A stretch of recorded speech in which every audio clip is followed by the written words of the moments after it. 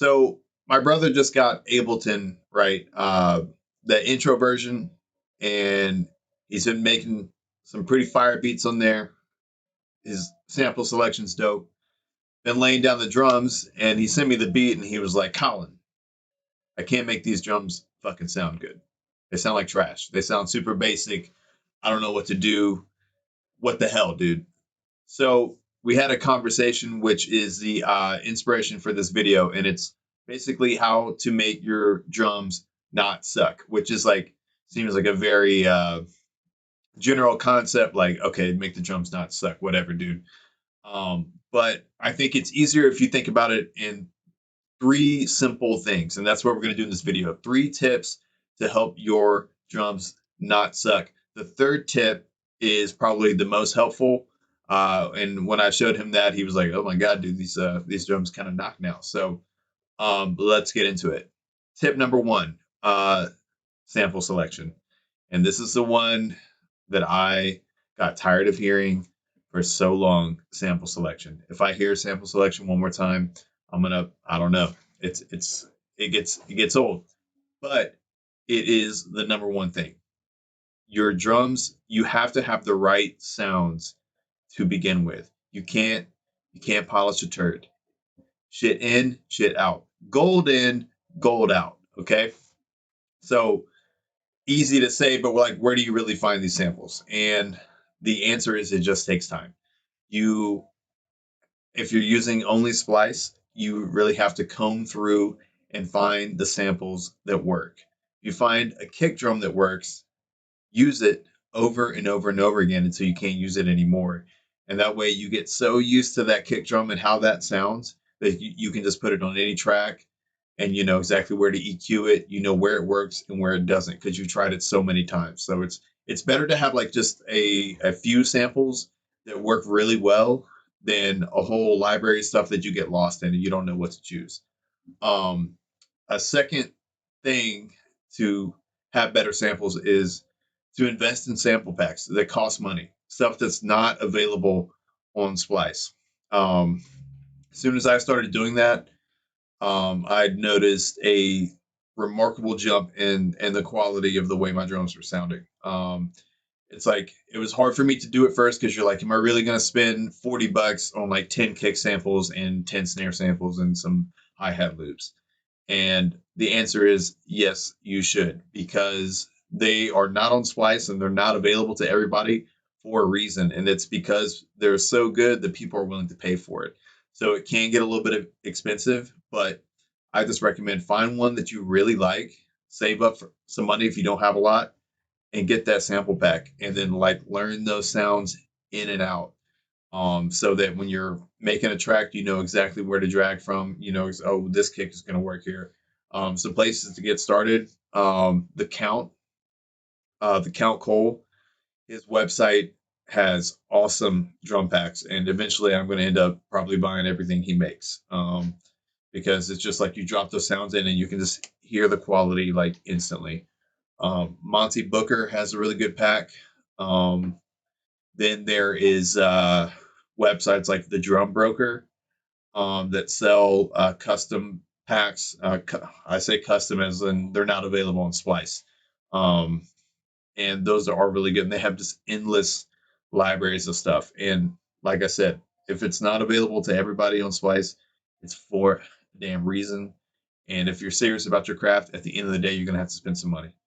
And, you know, the old adage of it's not what you have, it's how you use it is true. But also, do you think that every big producer has never paid money for sample packs or is only using exclusively Splice? I'm sure they do use Splice a lot, but I also assure you they have some secret sauce that they found on the way up, and they did that by paying a little bit of money. So that's that. Um, Second thing, if your drums are not knocking, it's this is probably the most obvious one. It's the pattern. The kick's not hitting where it needs to. The snares not hitting where it needs to. Like this, everything's either too complicated, too simple. So one way to do that is like just also take time to try out different variations of the pattern. Try out a lot of different stuff. And once you hear it like feel right, you get that feeling in your chest like, ooh, that's it. You probably stick with that. But then you have to have some variation through it. You can't play the same thing the whole way through.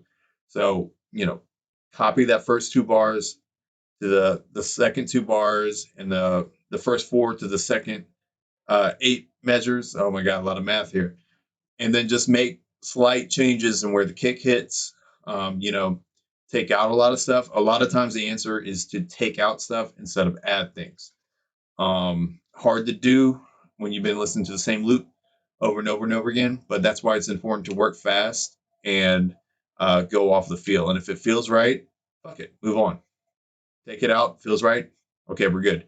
That section's good. And I'm going to maybe add a kick on the second part because I took it out on the last four measures. So it'll sound good with an extra hit on the eight measures. It's like a lot of things you can do, but just really like take the time to find out the right pattern. Um, Now, if you're like making the pattern and you're having like a hard time coming up with new ideas, loops are great. Like a lot of times I won't end up using the loop that I drop in just to like build the track around, but you just drop the loop in and it'll make you think of different rhythms and patterns that you'd like never would have came up with on your own. Um, and that can be super helpful. And then you can chop up the loop and place it in different spots throughout the track, or throughout that 8 bar loop that you're working on, to kind of get like interesting feels and rhythms that you would have never came up with on your own.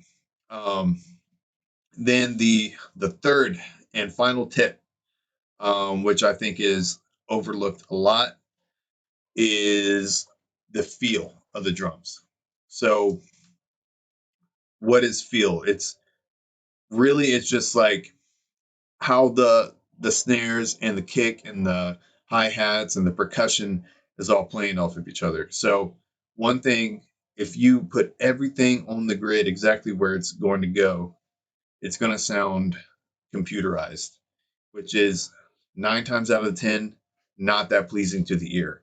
We want to hear variation. When a live band is playing, the drummer is not hitting every single hi-hat on the exact grid where it's supposed to be. He's not hitting the kick exactly where it's supposed to be. It's just a little off, a little millisecond off, and that intrigues the human ear because it sounds more natural. So, like a lot of music made with computers is just all about making it sound like it wasn't made with computers. How do you do this? The easiest way that I do it is in Ableton. There's a delay bar that you can open up. You hit the little D in the right hand corner, and you can put a millisecond delay on every track. So, like, put a 4 millisecond delay on the snare, maybe 1 millisecond on the kick. The percussion, you can like really crank it up to like 15, 17 milliseconds, and just makes everything sound more natural and in the pocket. So what I do is I just start with the snare and I just start moving up the delay bar until you just start doing like this. You start feeling it.